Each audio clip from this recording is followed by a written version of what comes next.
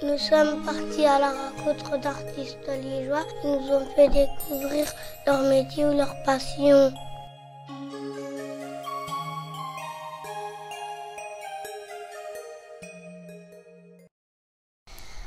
Voici Gilberte Matina, elle a beaucoup de talent. Alors voilà, moi je suis venue vous parler des marionnettes. Et particulièrement des marionnettes liégeoises. Pourquoi les marionnettes liégeoises? Parce qu'on habite Liège, tous. Oui. Donc c'est les marionnettes liégeoises. Mais je vais quand même vous expliquer un petit peu, très vite, qu'il y a plusieurs sortes de marionnettes. Il y a d'abord les marionnettes à gaine patch, ça tombe. Les marionnettes à gaine, ça s'appelle comme ça, c'est le nom. C'est parce qu'on peut mettre sa petite main dedans. On met sa main dedans, on la rasseoir à sa place. Celle-là, oui ma chérie, celle-là je ne l'ai pas faite, je l'ai achetée. Très bien. Et les autres, tu les as faites? Pas toutes. Je vais vous dire laquelle j'ai faite et laquelle je n'ai pas faite. Et puis alors, on a les marionnettes à fil. Celle-là, je ne l'ai pas faite non plus. Je l'ai achetée dans une brocante. Elle est un petit peu sale, mais elle est sympa. Regardez cette petite madame. Et alors, elle marche comme ça. Et elle fait aller ses mains. Voilà, ça, c'est la marionnette à fil. Et puis, il y a la marionnette sicilienne qui ressemble très fort à la marionnette liégeoise, qui est aussi une marionnette à tringle. Mais la particularité, c'est qu'elle a beaucoup de cuivre, beaucoup de fer. Voyez? Oui, parce que oui. Et le bois, le bois, il est juste là en dessous pour faire la masse, mais il n'est pas très important. Je l'ai acheté aussi. Vous voyez? Ça, c'est la différence avec la marionnette liégeoise. Et tu peux mettre le casque, si tu veux. Voilà. Puis on arrive à la marionnette liégeoise qui est une marionnette à tringle. Donc la tringle, c'est le grand morceau de fer et qui est essentiellement faite en bois. C'est ça que la fête? Et ça, c'est toutes les marionnettes liégeoises que j'ai faites. Vous voyez? Les grandes. Comment les construire? Qu'est-ce que ça pourrait être ça? Un bois pour faire quoi? On ne sait pas encore. On ne sait pas. Oui, mais quelle partie du corps, à votre avis, ça? Pas tout à fait. Le ventre, pas tout à fait. On va mettre ça là. On va continuer à tirer. Ça, à votre avis? Les pieds. Le pieu, ça, chouchou. Non. Vous ne savez pas, vous n'avez pas trouvé. Moi, je mets ça comme ça par terre et puis je mets ça là au-dessus. À votre avis, ça fait quoi? La tête. La tête ici. Et puis là, c'est le corps. Oui. Et puis alors là, ça c'est facile. Si vous ne trouvez pas, ça c'est facile. Voilà, c'est la partie la plus facile à faire. Les bottes. Les bottes. Voilà. Il y en a deux. Et les bras. Attends. Et puis on a ça aussi. Les bras. Ça c'est... Les jambes. C'est pas très important. C'est aussi une partie des jambes, c'est la cuisse. Pour faire l'articulation du genou. Tu vois, ça doit bouger ici. Alors voilà. Donc on est là comme ça, on arrive là. Et puis la partie la plus mystérieuse, moi quand j'ai ouvert la première fois une boîte, je me demandais ce que c'était moi, cette partie-là droite. Qu'est-ce que ça peut bien être? Les bras. Les bras. Ah non. Non, il n'y en a qu'un. Il n'y a plus rien, regardez. Ah. C'est pas facile. C'est beaucoup. Et si je demandais à madame un crayon, je vais en prendre un là avec. Et si je commençais à faire ça, est-ce que ça vous aiderait? Je vois pas. Un bras. Non. Et si je faisais de l'autre côté ça comme ça? L'épaule. L'épaule. La main. Oui, très bien ma chérie. Ce sont les mains. Et elles tiennent ensemble les mains. Pourquoi? Parce qu'il faut les travailler en même temps pour qu'elles soient le plus possible les mêmes. Pour le bas. Et en réalité, on fait un morceau de main, on fait l'autre morceau de main et puis on les coupe en deux. Le travail du bois.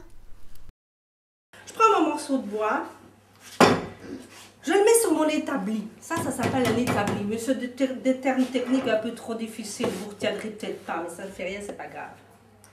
Je mets mon morceau de bois dans mon étau. Je me rappelle plus ce que je dois dire. Et je commence à serrer. Serrer, serrer fort. Il faut que ça tienne. Si ça ne tient pas, ça va tomber partout et je n'aurai jamais travaillé. Alors, je vais, dans mes outils, là, il y a toute une caisse avec beaucoup d'outils. Vous viendrez voir tout à l'heure de plus près. Mais il faut être très prudent parce que les outils, il faut que ça coupe. Si ça ne coupe pas, on ne sait rien faire comme travail. Il faut que ça coupe et que ce soit très tranchant. Mais il faut être prudent parce qu'on peut se blesser. Si on n'est pas attentif, schlap, on dérape et puis qu'est-ce qui se passe? On se coupe. Alors je commence à dégrossir. Ça veut dire que je vais enlever du bois. Je peux y aller carrément là parce que une tête c'est rond. Vous avez vu mon bois il est tout carré. Donc j'ai beaucoup à enlever. Ah oui, je ne vous avais pas dit. J'ai fait un petit dessin ici. C'est la forme de la tête. La tête c'est comme un œuf, vous savez bien. Alors j'ai dessiné. L'œuf est plus petit. Oui ma chérie, mais il y a des gros œufs. Hein, les œufs de dinosaures c'est gros. Et vous voyez ici. Plus grand que ça. Vous voyez, j'ai tracé mon œuf. Et ça veut dire que tout ce qui dépasse, eh ben, je vais pouvoir l'enlever. Il y a beaucoup, hein. Il faut avoir de la force, savez-vous. Alors, j'ai pris un bon petit déjeuner et j'espère que je vais savoir faire ça. Mais je ne vais pas le faire tout parce que sinon, ça va vous ennuyer, vous. Hein. Alors, on va faire des petits copeaux. Normalement, pour que les copeaux soient réussis, il faut qu'ils soient très petits et qu'ils crollent. Ben, vous voyez, c'est déjà pas mal. Hein. Maintenant, on va s'occuper de faire le visage. Donc, vous voyez, cette partie-ci, c'est la partie ronde. Ce que je vais devoir faire, c'est enlever du bois pour faire ressortir les formes. Alors, si vous regardez votre voisin de profil, Louise. qu'est-ce qui ressort d'abord dans un visage?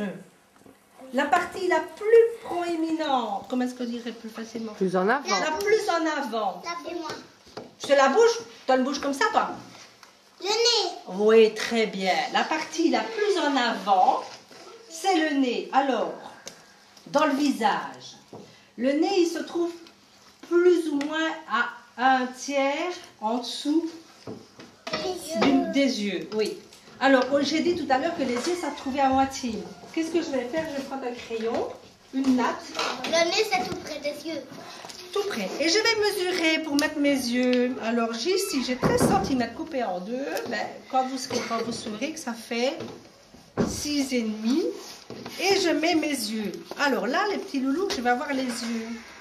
À cette ligne-là, je vais avoir les yeux. Donc, le nez, il va être un tout petit peu plus bas.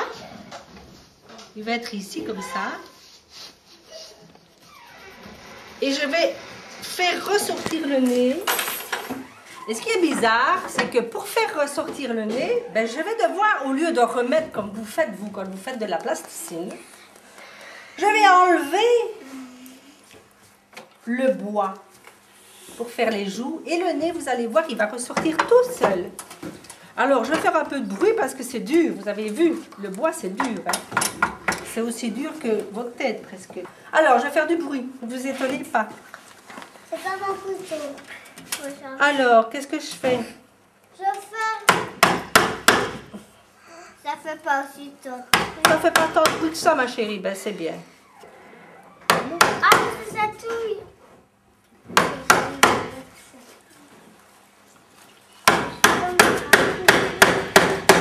Ben, c'est pas très très beau, mais vous voyez comment on pratique. Oh, Hein? une tête de lapin. Pas vraiment très beau, mais. C'est pas beau, mais c'est pas beau. il faut beaucoup des heures de travail, je vous l'ai dit tout à l'heure. Comme si vous veniez Parce que la tête de lapin. Vous voyez? Alors on enlève au fur et à mesure. Quelques questions. Fais-tu de la musique pour travailler?